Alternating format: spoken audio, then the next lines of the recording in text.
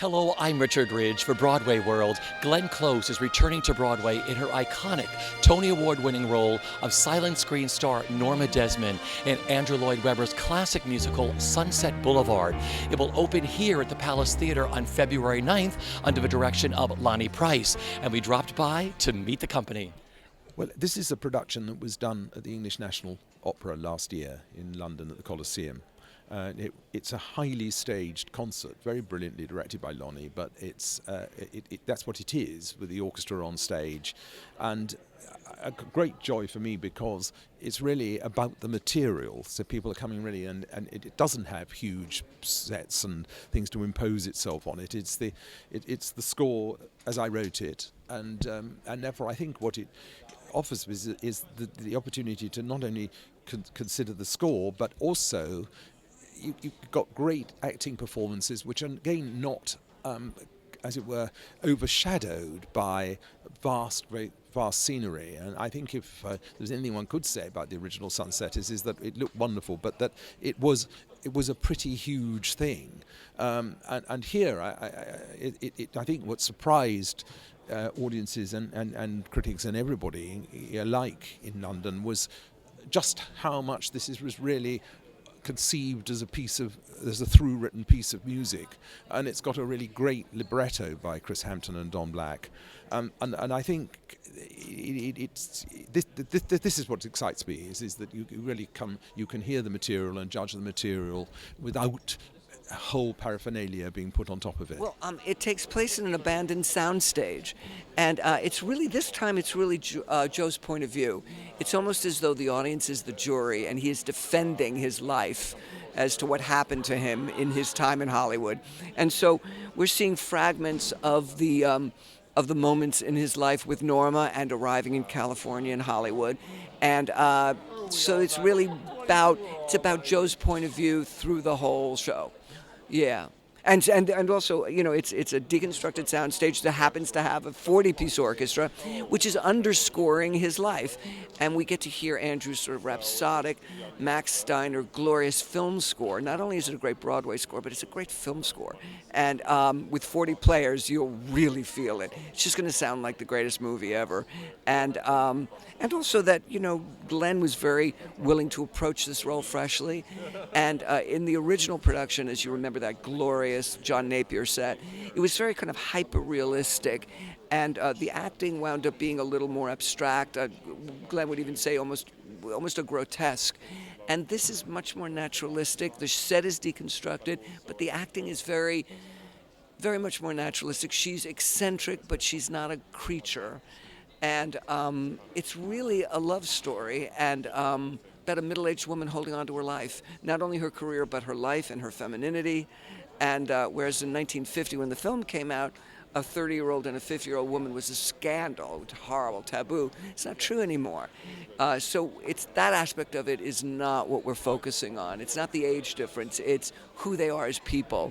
And also that the attachment to this fantasy of show business and fame and celebrity and the price everybody pays for it.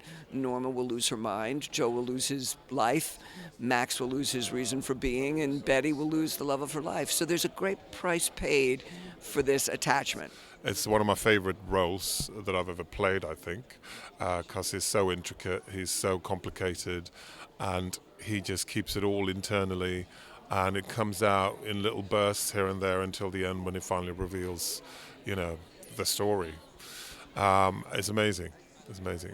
I love Lonnie's new interpretation of this. That it's all fragments of Joe's life being played out on this beautiful soundstage. Yeah. It's gorgeous. I mean, Lonnie and Matt, they're geniuses. They've created a fantastic piece of theatre.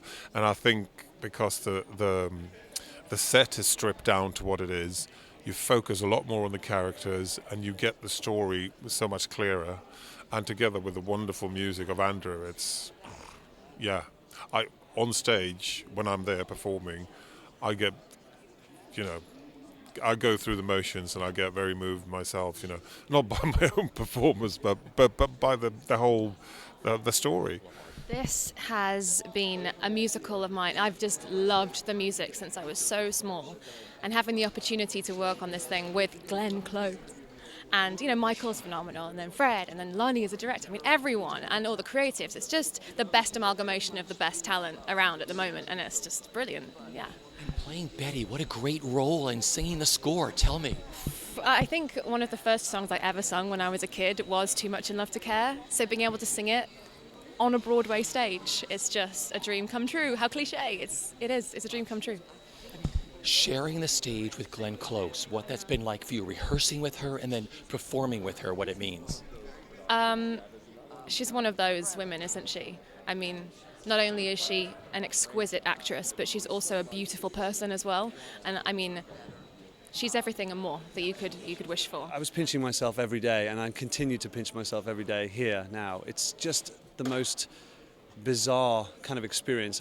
My younger self is looking at my older self going, how on earth did you get here? But it's amazing to work with Glenn and work on this particular show with this character. It's a dream come true. Talk about Joe Gillis and your Joe Gillis. Well, my Joe Gillis himself is a guy who is he's an aspiring writer and has come to a point where he can't get work even as an editor now of other people's work. So he's deciding to just quit the whole business. He's given up. He's going to move back home, just be a writer back in Dayton. And he stumbles across Norma Desmond's house, and you know the rest is the story, which I'll let you come and watch. My Joe Gillis is very much not taken from anybody else's performance. I like to explore characters from the text, so I don't like to watch anybody else doing the role. So I specifically didn't do that, didn't do any research into anybody else's performance. So I've just done that. How did this all come about for you? I have the fondest memories of seeing you in the original here, but this is a totally reimagined production. Talk about that. Well, I don't think I would have gone back to it if it wasn't totally reimagined, you know, I mean, why? But I was, you know, I really respect what Lonnie had done with Sweeney Todd and company, and he's brilliant, he's absolutely brilliant. And I thought, you know, it would be fun. I'd never been on the West End. It's an incredibly challenging role. I wanted to kind of see how my voice was, you know, all the kind of things you want to know, still working. And it was a magnificent experience. I thought it was going to be a once-in-a-lifetime experience, and I'm knocking on wood because who knows how New York will accept this new version. I don't go in with any expectations other than we'll give one hell of a show. So it was exciting. It was a great creative experience for me to go back to a role like Norma and to discover all new things. And again, I didn't go in with any expectation. I said to Lonnie, let's just start from scratch. I don't feel compelled to do anything that I did before. Just talk about Andrew Lloyd Webber's gorgeous score. I mean, revisiting that again for the first time. Well, the luxury of this particular production is I can stand on those platforms and look down on an orchestra and hear the details of the score of the orchestrations. They are every night. You know, there's certain moments where I feel it, you just can't help it. And what's exciting also, and which I love, is Andrew, because he has this orchestra, has gone in and re-orchestrated certain things. He's refined it, and that's thrilling. I mean, and only making it closer to what's happening in the story. And being in the Sitzprobe yesterday with the musicians for the first time, I think they're thrilled because they bring their expertise of a Broadway, you know, the kind of jazz, you know, they know all the different musical styles, but then to play with the power of 40 of them, it's going to be overwhelming. It's going to be amazing. This incredible cast. I mean, your co-stars from London coming here. Gorgeous. They're all gorgeous. Gorgeous. So my final question is, as you're sitting here, what are you looking forward to the most with returning to Broadway as Norma? Getting through opening night. Norma Desmond, the greatest star of all, is back. Don't miss Glenn Close in Andrew Lloyd Webber's Tony-winning masterpiece, Sunset Boulevard.